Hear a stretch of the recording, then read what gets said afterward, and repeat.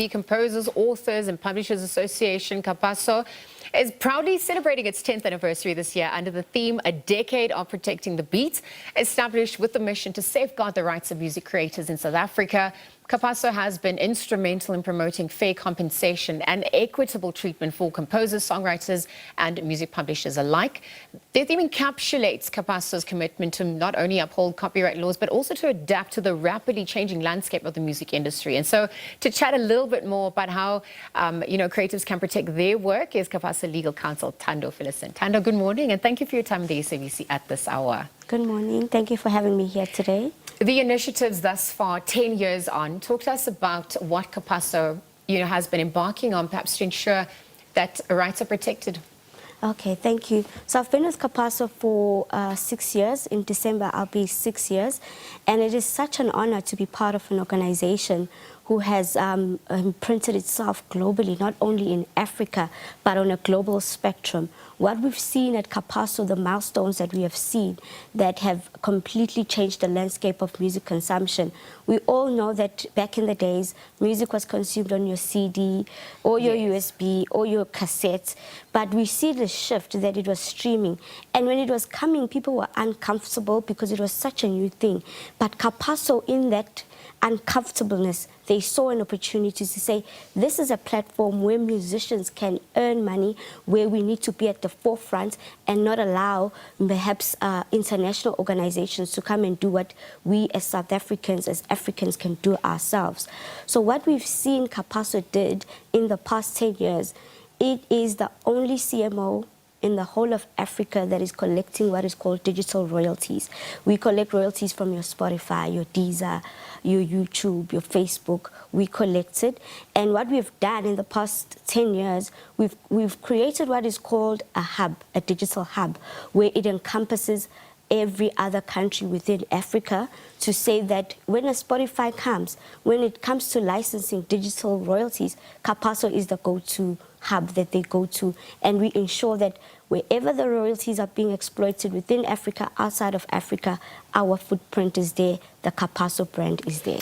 That framework is important so that artists and people along the value chain are not exposed to abuse. And so I want to look at the marginalized and those who are usually underrepresented, particularly in this digital era, which requires its own type of literacy. Talk to us about how you've managed to also reach out to those members. Yes, we do a lot of educational drives. We partner up with all these other associations. We will have Your Music in Africa, we have Your Access, we have your COMISA, which is based in KZN, where we ensure that even in the rural part of the landscape, people are aware. But there are people, who are still like diehard CD fans. There are those genres who said, no, this is what we want. However, we always say that whenever the music is exploited, because it does find a way to become into these digital platforms, we ensure that wherever it is, we are able to collect and protect the musical rights. What remains some of the biggest challenges to date for CAPASSO in executing its work and its reach? Sure, it's been a hectic 10 years. Yeah. We are happy that we have gone through all these milestones, but however, there were milestones. One of the major things is obviously the Copyright Amendment Bill, which is still being under contention. Yeah. It does restrict us to perform more than what we can perform.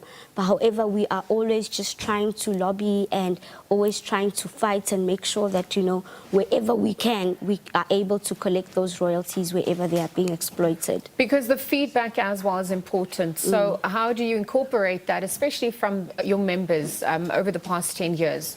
Yes. So with these workshops, what we do, we engage with our members a lot. Okay. We do educational drives. We always try to reach out to the members. We are having our AGM as well.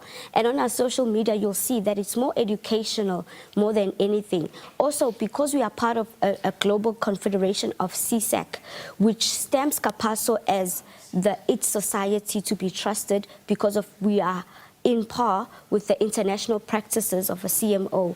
It helped us establish, we in our board, we even have, Mamia Von Chaka Chaka, who also advocates for education, who also advocates for people's royalties to be collected wherever and however. So those kind of strong voices being on the board is also very good, because we know that even on an international space, she is there, because she is the deputy chairperson of CSAC via CAPASSO. So all of these are things that we've strived upon. I mean, the world's a global village now, so it's important to have that global mindset. 10 years in the making, looking at the strides and the challenges, where to from here for the next 10 years and beyond? Thank you. So in the next 10 years, probably would have mastered AI and music in AI. So we wish, everything to go well. We would like to collect even more royalties and distribute even more royalties, because from the beginning in 2014, we used to distribute 30 million. And now in 2024, it was around 281 million. So it's such a good milestone, and it's such a huge jump. It's such a success. Absolutely, particularly for our artists who are part of the creative economy that need the holistic empowerment at large, and obviously that support that CAPASSO has offered. Thank you for your time at this hour and for joining us. Tando this morning, Legal Counsel Tando Phillison, chatting to us about how CAPASSO addresses the intricate issues surrounding copyright protection, perhaps also ensuring that the hard work and the creativity of music creators are respected and rewarded the world over.